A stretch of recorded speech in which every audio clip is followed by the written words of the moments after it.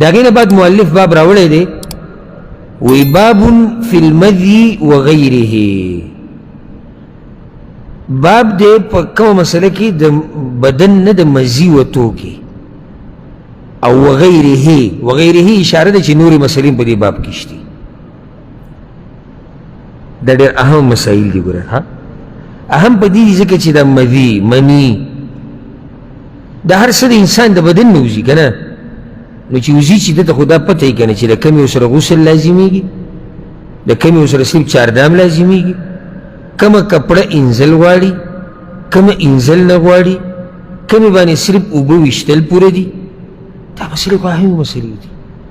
کنا صرف مولیان ہوتا دا مسئلہ راجی او دس ماتیدو دا مسئلہ صرف دا علماء دا طول ہوتا دا ہر انسان تا دا مسئلہ دا کنارینا دے او که زنانا دا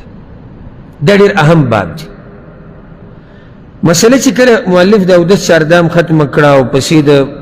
جورابو دا مسح مسئلیم ختم کرا دا موضوع ویس رازی آغا خبرو لا چاگی سر او دس ماتی دیشی یا یو شید بدن نووتو چی دا با پلیتیو که پاک بی دا مسئلے تا بیانی نو باب لے عنوانی خود بابن فی المذی باب دے پا بیان دا آغا مسائلو کی چی دا مزی سر تعلق ساتی مزی سر تو ازرتا ہے وغیرہی کی اشارہ دا چی صرف پا دے باب کی یو مسئلہ ندا نورہم پکشتی فائدہ یاد کئی دا بدن چی کمی وبوزی پا عورت باندی دا بدن چی کمی وبو پا عورت باندی وزی دا دری قسمی او دا ہر یو قسم زان لمسئلہ دا یو تولیکی کی پاربی کی المنی دا منی مسئلہ را روانا دا او دا اکثر خلقو تا معلومات او منی دا غیزان لرنگ دے دا غیزان لبین دے دا غیزان لصفات تی چی اگر انسان تا پا آگا وقت انسان دا بدن نوزی چی کل دے مزو آخلی شہوت تا پورا کی دونا او دا ٹوپ وهم کی اوبد دا جسم نوزی دی تا منی وی دا دی مسئلہ را روانا دا زیادہ بدیزی که دی مسئلہ نا بیانی جون قسم بچی دا انسان دا عورت نزی اگر تولیکی کی المذی پا ذال سرا پا ذال سرا نا مزی و تمہیں بدیو جی کہ پختو کے دا دی حروف دا مخارج و خیال نساتا لکی گی نو مزی منگو تا مزی ویو خو پاروی کسی شیدے المذی پا ذال سرا دا اگا سپینی و بدی نرائی نروبی بالکل چی دا دا سڑی دا عورت نزی یا دا انسان دا عورت نزی چی کل دے دا جماع او دا کوروالی سوچ کے دا شہوت طرف تا ذہن لارشی یا خز خاون دا یو بل سر بغیر دا کوروالی نا سی ملاوی گی دا ٹیم کی دا بدن دا سپینی او بزی او کل دیسم کی چی سڑی تا پتم نہیں چی دا او بتی لی چی ارست لنوالے محسوس شی دا دی مسئلہ با تفصیلا بیانی گی چی دی سر بسکی او دا پلیتی دی اوکنا او غسل بکی اوکنا دریم قسم او بچی دا عورت نزی اگه تولیکی گی الودی و دال سر الودی او دا آغا سدی چی اوزی کل دا تشو میچازو پا اولا کی او کل پا آخر کی او دا دا بیماری دلاسیزی اکثر تنگی او با سپینی دی منی تنیجدی دا تشو میچازو پا اولا کی یوزی یا پا آخر کی زی بیماری دلاسا کل دیر وزنی اوچت کڑی کل استڑی شوی کل دا شہوت تلاسا خدا طبیعی خبر ندا طبیعی مطلب یعنی دا ہر وقت نیشی که دی نو دا دی زان لمسئلہ دا پوشوی بگنه حدیث راوڑے دے دا حدیث بوئیو وچی بدی کی کم مسائل دا گو بیان کو حدیث راوڑے دے دا علی بن ابی طالب رضی اللہ عنہ وی کنت رجلا مذاء زدی سے سڑے مچی زمانہ با مزید رتلا ورہ دین با مسئلو کی حیاء کیوا نبا کی او چیزا حیاء شروع کم ہوتا شروع کی پا دا مسئلہ با بیانی سوک او دا با اوری سوک او دا با ازدکی سوک دا اس علی بن ابی طالب رضی اللہ عنہ قوازی ہوئی چی زمانہ با مزید دیرتلا او دا بشان حیاناک وسوکشتی د په شان عزتمن شته څوک نشته. دا خو د پیغمبرانو نه بعد په څلورمه مرتبه کې بهترین انسان دی. وایي زمانه به مزید ډېره تله، کله د خبرې د وضاحت دپاره به د مسلې د وضاحت دپاره به خپله خبره ښه واضحه کړې. لکه ما پسې ورځ یو سړی راغی، یاره چې سړی سهار راپاسي که نه په کپړو یې دغه لګېدلي دغه، نو اوس دغه خو دوه درې قسمه دي، کپړو باندې څه لګېدلي. صفا خبره وکړه چې زه در صفا جواب درکړم، ځکه چې ما خو وایي چې د عورت نه دوه درې قسمه اوبه تلی شي که نه، نو ته لګېدلي څه لګېدلي، اوس دا پته نه څه لګېدلي. کنځلې که دې ورته ووایي نو داسې کنځلې کوي چې پي ایچ ډي پکې کړې ده. د پردیو خور مور هر اندام یادوي، فحش ویډیو ګوري، سندره ګوري، فلم ګوري، خو دلته جي اوس مسله ده، اوس به حیا کوي.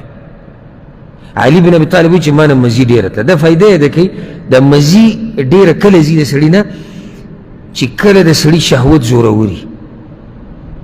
او یا د ډېر وخته پورې شهوت پوره کړی نه وي، نو د داسې انسان نه مزي ډېره ځي. فاستحييت أن أسأل رسول الله صلى الله عليه وسلم لمكان ابنته مني. اوس مسلو ته راغلې ده، خو د پیغمبر نه یې تپوس نشم کولی، حیا راله راځي ځکه چې لورې زما په نکاح کې ده. څه حیاناک خلک وو، څه درانه خلک وو.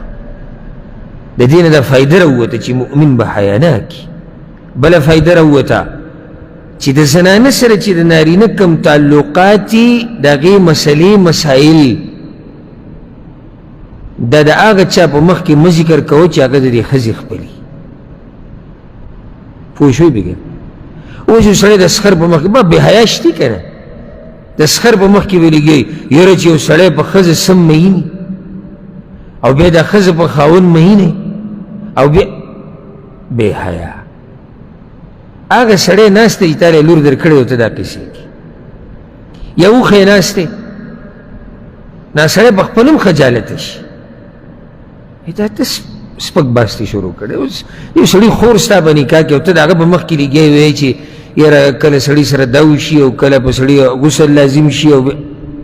مناسب نه ده. که دا نه ده مناسب. یا د ښځې تره ناست دی، ماما یې ناست دی، نو دا خبرې مه کوه. حالانکه د پیغمبر صلی الله علیه وسلم ګوره د علي بن ابي طالب ته ډېر نږدې دی. ولې ورته ډېر نږدې دی؟ د تره زوی دی، رور یې دی، د تره زوی دی، رور یې دی. بلکې د هغه انسان دی چې پیغمبر صلی الله علیه وسلم ورته وایي ته زما دپاره داسې لکه څنګه چې هارون علیه السلام د موسی علیه السلام دپاره. خو تپوس یې نشي کولی. دې ته حیا وایي، دې ته دروند خوی وایي، دې ته درنې خبرې وایي. چې د افسوس خبره دا ده چې نن سبا زموږ د معاشرې نه ډېر حده پورې دا حیا شتیګه ورکه شوې ده، ورکه شوې ده. بلکې لکه موږ ته خبر راځي، ملګري راته قصې کوي. ما نه بل ورځ یو ملګري تپوس وکړو، وایي زما والد صاحب وایي چې ته به له ده نه دا تپوس وکړې چې دی خو سعودي عرب کې لوی شوی، دلته د پښتنو دا مسلې څنګه معلومې دي. جواب د هغې دا دی چې یو زه به خپله پښتنو سره کښېنم پاسم نو مسلې راته معلومې. دویم ما کې دا کار دی چې زه الحمدلله هره مسله نوټ کوم، ځکه چې زه چې په کوم ځي باندې ناست یم، په دې ځي باندې د ناس انسان دا ذمواري ده چې دی د معاشرې د حالاتو نه خبري. درېیمه قیسې خلک کوي که نه، یاره هلته دا چېرې شو، دلته خلک لګیا نه وي. هغه مونږ هم واورو چې یاره داسې داسې قیسې شوي. نو دا خبر هم مونږ ته را رسېدلی چې لکه دیره کې مسافر دي، انډې والان دي، سخر او زوم. چېرته داسې انډې والان هم لیدلي که نه نشتي؟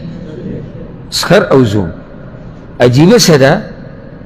حیات وګورئ چې کومه درجه کې ده.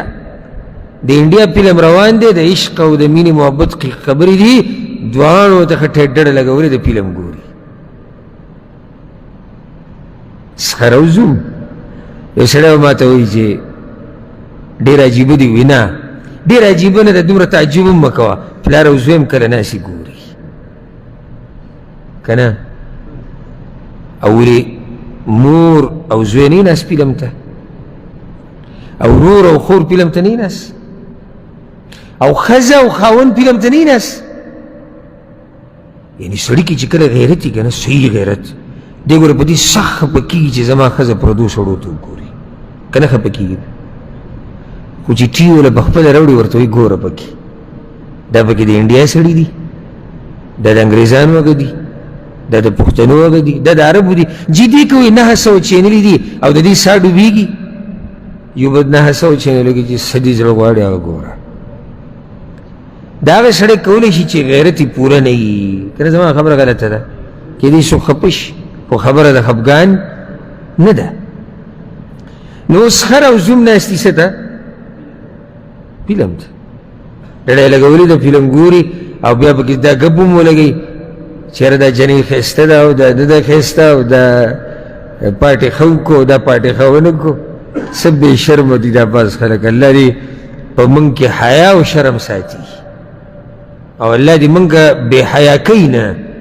الله دې موږ بې شرمه کوي نه الله دې موږ ته دروند خوی وښیي دا دروند خوی نه وي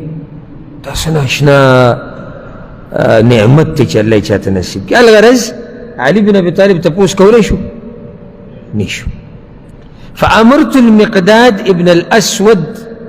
وما مقداد ابن الاسود رضی الله عنه ته وی چې ته لاړ شه د پیغمبر صلی الله علیه وسلم نه ته تپوس وکړه حدیث یو کس دی دا مسله ده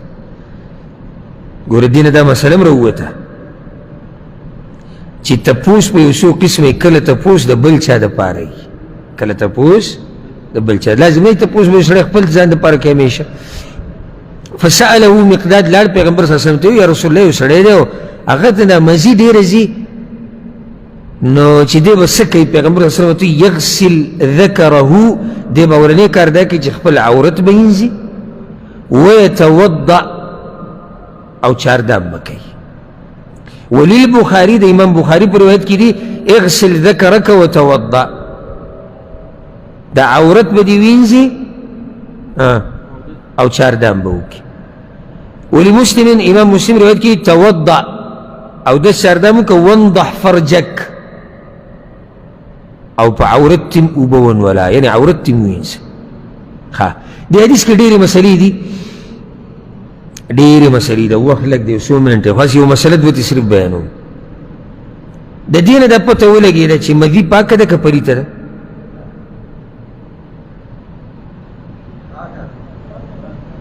مدي وایم مدي مني نه وایم پلیته ده ولې یوې ځای وینځه ولې کپړو مسله چې ځای انځل پکار دي کپړه به نه انځي نو چې عورت انځل لازمي کپړه انځل به نه او پکې پخپله راغله او راځم دغې مسلې مدي او ودي هغه ما تاسو ته وایي چې د تشو میچاو سره وځي دا دواړه پلیت دي خو د دې سره غسل نه لازمیږي ډېر جاهلان والله د جاهلانو مې خلکو زړه وسوځي او کله به زړه هم نه سوځي سړی دې څه کوي ځکه چې تپوس نه کوي چې کله تی مزي لاړ شي غریب لاړ شي غسل کوي خو د هغه دا مطلب چې د مزي او د منۍ مسله یو شان ده نه مني وتو سره غسل لازمیږي خو د مزي د وتو سره یا د ودي د وتو سره غسل نه لازمیږي صرف چاردام لازمیږي او دس مات شو پوه شوې که نه نو کوي به څه عورت به وینځي یو روایت کې داسې ورسره راغلي چې خصیتین به ورسره وینځي ځکه چې دې کې فایده صحیح دې کې د عورت خصیتین یخ شي نو شهوت څه شي کنټرول شي نو عورت به ټول وینځي د هغه سره به څه کوي کوم ځای باندې چې اوبه لګېدلي دا د شریعت اسانتیا ده واوره د دې نه هم ډېر خلک نه دي خبر د دغه ځای انزل نه دي لازم په دغه ځای باندې اوبه ونوله بس دا پوره ده ځکه چې شریعت دا مسله ولې اسانه کړې ده وانضح فرجک ولې دا شریعت مسله اسانه کړې ده ځکه چې دا ډېره راپېښېږي نو په مخه سړی خپل لباس نشي انځلی ګرانه ده که نه ګرانه ده او دا مسله ډېره راپېښېږي نو څه به وکړي اودس خو یې مات شو نو چې اودس یې مات شو دی به اول دا وکړي چې ذکر پوره ذکر عورت به پوره وینځي او د کوم ځای باندې چې دا اوبه لګېدلي دي دا مزي دغه ځای باندې به اوبه ونولي اوبه لوستل او انزلو کې څه فرق دی؟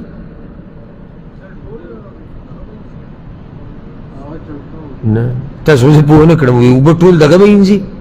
او هغه چڼکاو دی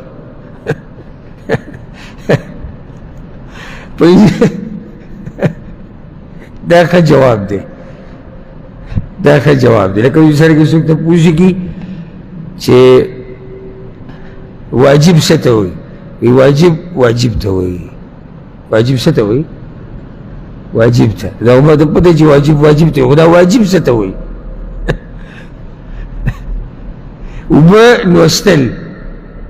په کپړه باندې او کپړه اینځل، هسې تاسو دې ته فرق نه معلوم؟ پښتو کې به دې کې څه فرق دی؟ تا هم دقه جواب وکړه کوم چې دوی کړی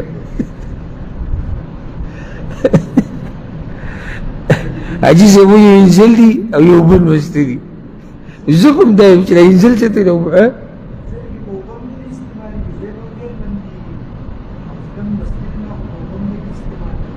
یو فرق دا دی، یو جواب پوره نه دی، خو یو دا دی چې انزلو کې اوبه ډېرې استعمالېږي او اوبه چڼکاو کې یا نوستو کې لګي، بم یو فرق پکې شتي بل.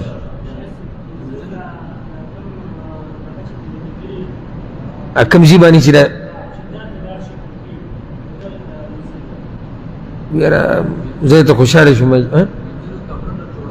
بارک الله فیک. اوس پرې راغلی انزلو کې کپړه مګلي مګل او په اوبو نوستو کې کپړه مګل نه. پوه شوې بېګا؟ لکه یو سړی د تشي میچازي په پرتوګ کې باندې ولګېدی، انځي به څنګه به انځي؟ اوبه به پرې واچي، اوبه مېږي نچوړ یې کي. ها دلته یې اوبه ونوله، ونوله څه؟ یعنې کوم ځای چې لون شوی دی لاس داسې لون کا، اوبه پرې داسې ونوله، داسې دي پوره دي. دا اسانتیا شریعت ورکړې ده. ولې؟ ځکه چې دا مسله ډېره راپېښېږي. پوه شوې بېګا؟ په دې باندې به اکتفا وکړو او باقي مسایل او حدیثونه به انشاءالله روان درس کې بیانو. الله دې موږ پوه کړي په قرآن او په حدیث باندې.